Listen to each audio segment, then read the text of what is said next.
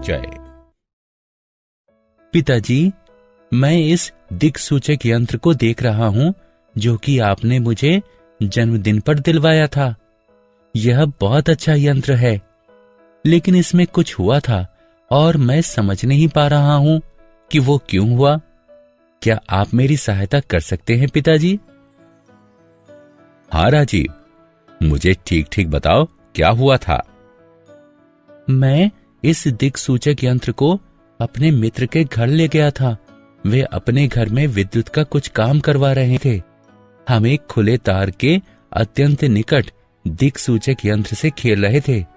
अचानक दिक्सूचक यंत्र की सुई अकारण ही विक्षेपित हो गई। जब हम तार से दूर हटे, यह अपने पहले वाले स्थान पर आ गई। ऐसा क्यों हुआ? ऐसा इसलिए हुआ क्योंकि विद्युत धारा चुंबक की भांति कार्य करती है और विद्युत प्रभाव उत्पन्न करती है। बच्चों, इस पाठ में हम चुंबकीय क्षेत्रों, विद्युत चुंबकीय क्षेत्रों, विद्युत मोटरों तथा विद्युत जनित्रों के बारे में जानेंगे। उद्देश्य: इस पाठ के अंत में आप निम्न करने में सक्षम हो जाएंगे।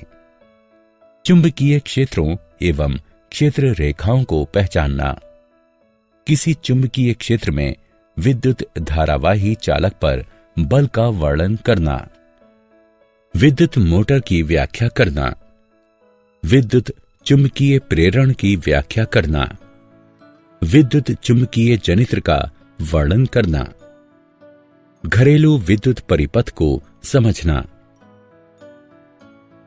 चुंबकीय क्षेत्रों एवं क्षेत्र रेखाओं का सिंहावलोकन। कोई चुंबकीय क्षेत्र किसी विद्युत धारा तथा चुंबकीय सामग्री के चुंबकीय प्रभाव द्वारा उत्पन्न होता है। हमारे अपने ग्रह पृथ्वी का स्वयं का चुंबकीय क्षेत्र है, जो कि नौ संचालन के दौरान एक महत्वपूर्ण घटक होता है। चुंबकीय क्षेत्र का प्रयोग अनेक विद्युत उपकरणों जैसे ट्रांसफार्मर आदि में भी किया जाता है। चुंबकीय क्षेत्र रेखाओं की तुलना स्थिरांक उच्चत्व रेखाओं से ही की जा सकती है, जो कि मानचित्र पर देखी जा सकती हैं। चुंबकीय क्षेत्र रेखाएं चुंबकत्व की साधारण परिकल्पनाओं की सरल व्याख्या करने में सहायक होती हैं। इन्हें किसी सतह के माध्यम से क्षेत्र रेखाओं की संख्या के रूप में परिभाषित किया जा सकता है।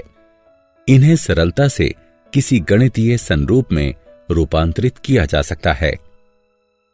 चुंबकीय क्षेत्र रेखाएं दृष्टिगत रूप से उत्तर ध्रुवीय प्रकाश में प्रदर्शित होती हैं, जहां पृथ्वी के चुंबकीय क्षेत्र की दिशा के साथ साथ देखी जा सकने वाली चमकीली रेखाएं उत्पन्न होती हैं।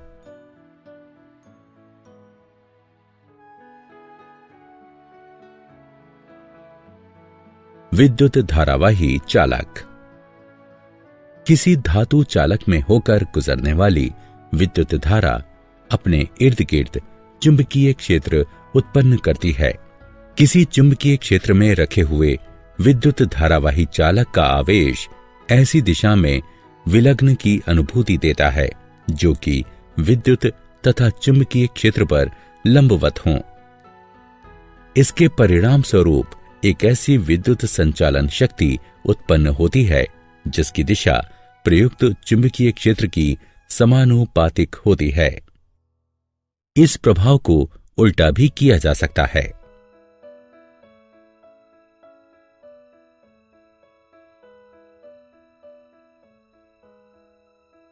चुंबकीय क्षेत्र, सीधे चालक से होने वाला विद्युत प्रवाह। जैसा कि आपने पहले देखा, आइए देखते हैं कि क्या होता है यदि हम तार में हो रहे विद्युत प्रवाह को परिवर्तित कर देते हैं। दिक्सूचक यंत्र पर पड़ने वाला प्रभाव भी अलग अलग होता है। तो यदि आप विद्युत प्रवाह में वृद्धि करते हैं तो दिक्सूचक यंत्र की सुई के विक्षेपण में भी वृद्धि हो जाएगी। इससे हमें पता चलता है कि किसी दिए गए बिंदु पर उत्पन्न हुआ चुंबकीय क्षेत्र का परिमाण तार में प्रवाहित विद्युत धारा में वृद्धि होने पर बढ़ जाएगा। अब दिक्सूचक यंत्र को तार में प्रवाहित हो रही विद्युत धारा से दूर ले जाने का प्रयास कीजिए। आप देखेंगे कि जैसे ही तार एवं दिक्सूचक यंत्र में दूरी बढ़ेगी, चालक में दिए गए विद्युत प्रवाह के द्वारा उत्पन्न चुंबकीय क्षेत्र घट जाएगा। मैक्सवेल का कॉर्कस्क्रू नियम। मैक्सवेल का कॉर्कस्क्रू नियम, जिसे दक्षिण हस्त अंगुष्ठ नियम भी कहा जाता है, यह बताता है कि विद्युत धारा की दिशा में कॉर्कस्क्रू घुमाने से विद्युत धारा की दिशा के साथ साथ चुंबकीय क्षेत्र की दिशा भी नीचे की ओर लंबवत बदल जाती है।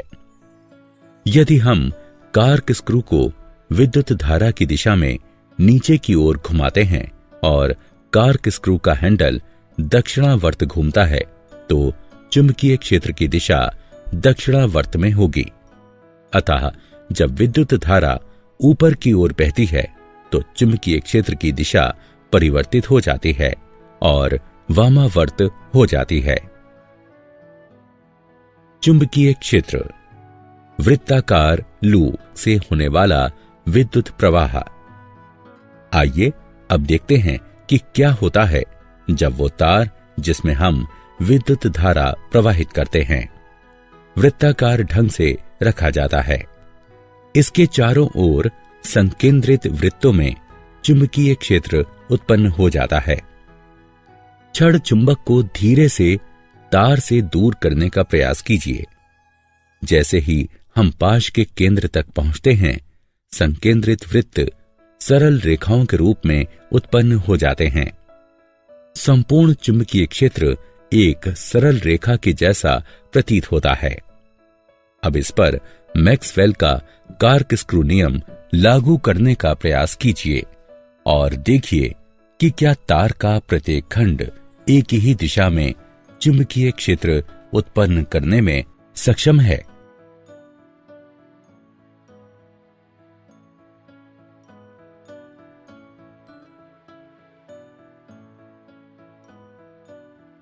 चुंबकीय क्षेत्र, परिनालिका में विद्युत प्रवाह। परिनालिका एक विद्युत धारावाही तार है जो कि एक बेलनाकार आकृति में एक दूसरे से अधिकाधिक सटे हुए घुमावों के साथ लिपटा रहता है। यह छड़ चुंबक के समान होती है। हर परिनालिका में एक उत्तर ध्रुव तथा एक दक्षिण ध्रुव होता है।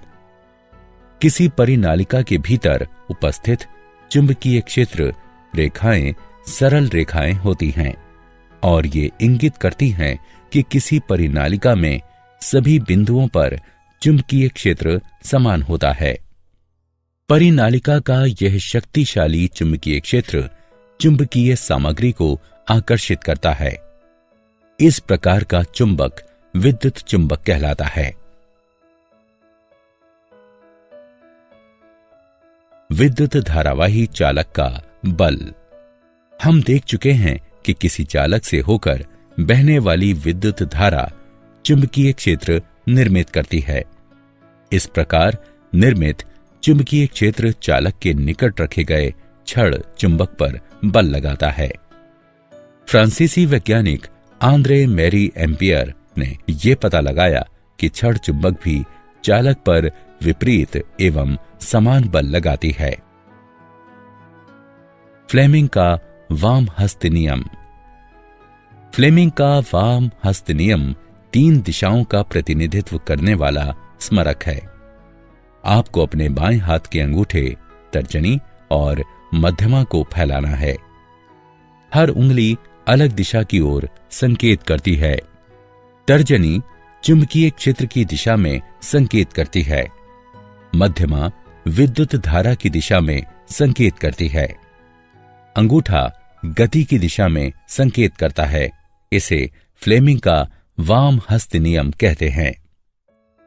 उदाहरणों में वूफर, सबवूफर, विद्युत प्रवर्तक आदि सम्मिलित हैं।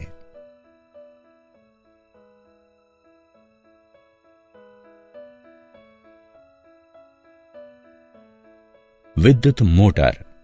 विद्युत मोटर एक विद्युत यांत्रिक उपकरण है। यह विद्युत ऊर्जा को यांत्रिक ऊर्जा में परिवर्तित करता है। आइए देखते हैं कि विद्युत मोटर कैसे कार्य करता है। मोटर गति उत्पन्न करने के लिए चुंबकों का प्रयोग करता है। विद्युत मोटर के भीतर चुंबक का आकर्षित करने वाला बल तथा प्रतिरोधी बल मिलकर घूर्णन गति उत्पन्न करते हैं। पंखे, ब्लोअर, पंप, डिस्क ड्राइव इत्यादि विद्युत मोटर के कुछ उदाहरण हैं।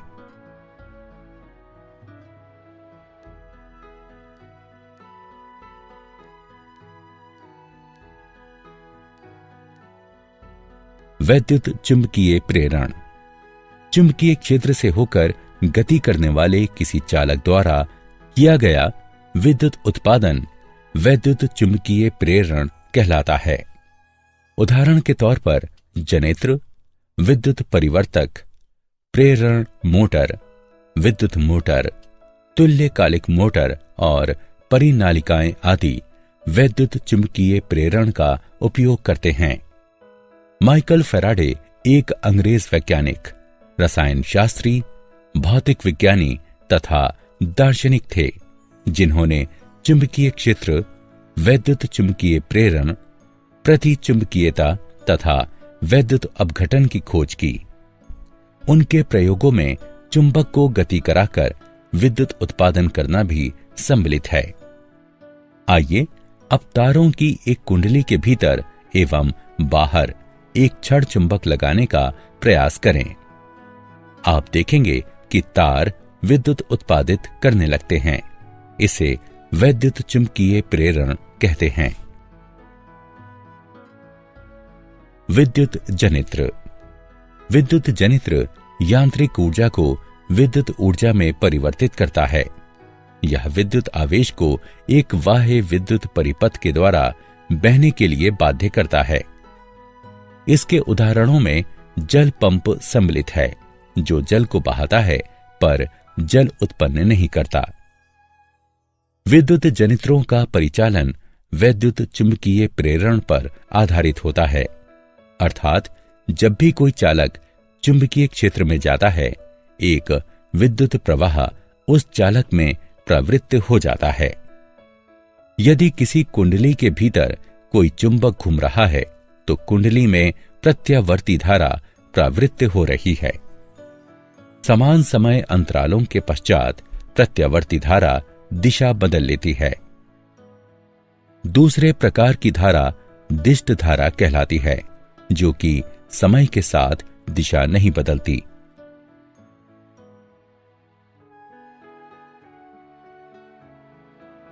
घरेलू विद्युत परिपथ।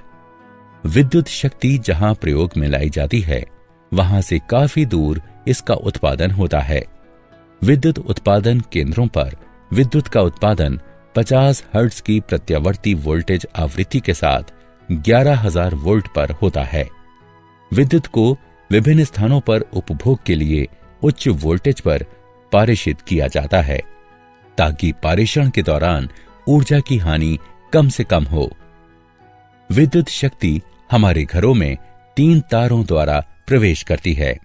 ये हैं विद्युन्मय तार यानी लाल तार, उदासीन तार यानी काला तार तथा अर्थ का तार यानी हरा तार। विद्युन्मय तार में 220 वोल्ट का विभव होता है और उदासीन तार में 0 विभव होता है। अतः विद्युन्मय तथा उदासीन तारों के मध्य विभवांतर होता है 220 वोल्ट। घरों में इस्तेमाल किए जाने वाले उपकरणों में विभिन्न प्रकार के विद्युत परिपथों का प्रयोग किया जाता है। अर्थ के तार को धातु की एक प्लेट से धरती में गहराई तक जोड़ा जाता है, ताकि उपकरणों के इस्तेमाल के दौरान विद्युत धारा के रिसाव से तीव्र झटका न लगे। सभी परिपथों में एक महत्वपूर्ण परिपथ है फ्यूज। ये इस बात को सुनिश्चित करता है कि किसी उपकरण में विद्युत धारा के अतिभारण के कारण कोई हानि ना हो। अतिभारण तब होता है जब विद्युन्मय तार तथा उदासीन तार परस्पर संपर्क में आते हैं या वोल्टेज की आपूर्ति में वृद्धि हो जाए। ऐसी परिस्थिति में फ्यूज विद्युत प्रवाह को रोककर परिपथ अथवा उपकरण को खराब होने से बचाता है। क्या आप जानते हैं, क्षण चुंबक के क्षेत्र के विपरीत धरती का चुंबकीय क्षेत्र समय के साथ परिवर्तित हो जाता है, क्योंकि यह धरती के बाह्य भाग पर ढली हुई लौह मिश्र धातुओं के चालन के कारण बना होता है। फ्लेमिंग का वाम हस्त अंगुष्ठ नियम विद्युत मोटरों में प्रयुक्त होता है, जबकि फ्लेमिंग का दक्षिण हस्त नियम विद्युत जनित्रों में प्रयुक्त होता है। मोटरों एवं जनित्रों में पृथक पृथक हाथों का प्रयोग किया जाना चाहिए, क्योंकि मोटरों एवं जनित्रों के कारण और प्रभाव में अंतर होता है। सारांश। आइए हमने जो कुछ सीखा है उसे संक्षेप में दोहराएं। चुंबकीय क्षेत्र एवं चुंबकीय क्षेत्र रेखाएं कैसे उत्पन्न होती हैं? किसी चुंबकीय क्षेत्र में विद्युत धारावाही चालक पर बल। विद्युत मोटर क्या है और यह कैसे कार्य करता है? वैद्युत चुंबकीय प्रेरण क्या है और इसके क्या उपयोग हैं? वैद्युत चुंबकीय जनित्र है और ये कैसे कार्य करता है? घरेलू विद्युत परिपथों में तारों एवं फ्यूज का उपयोग।